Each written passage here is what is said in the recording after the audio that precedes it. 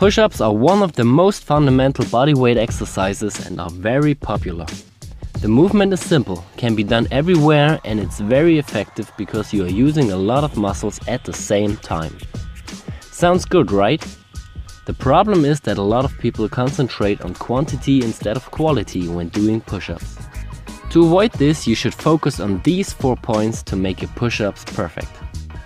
Let's start straight with the number 1, the body position. A push-up is not only a triceps, chest and shoulder movement.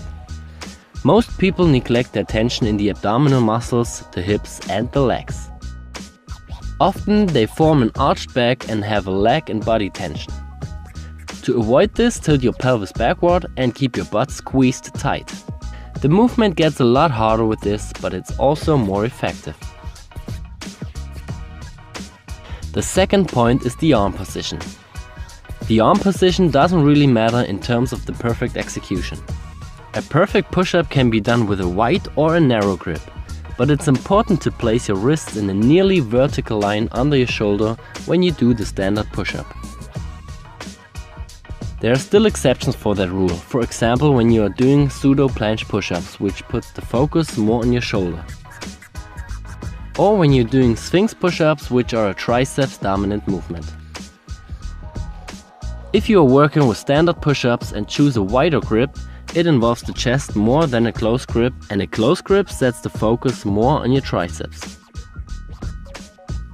The only thing you should avoid completely are out flared elbows, because this puts a lot of stress on your shoulder, which can lead to injuries. The closer you place your arms to the body, the more your elbows point backwards. The wider you place your arms, the more your elbows going away from your body, but they still point more backwards than to the side.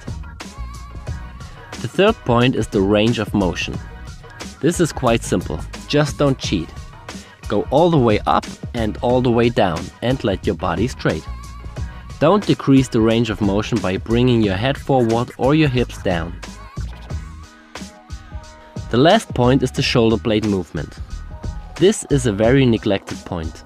When you're going down, your shoulder blades come together, and when you're going up, they go apart.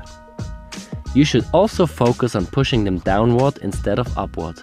But don't forget, there's still difference between a passive and an active way of this shoulder blade movement. If you are too weak in the shoulder girdle, your shoulder blades come together because you are not able to hold your body against the gravity. You can see this especially at the top of the movement. When you're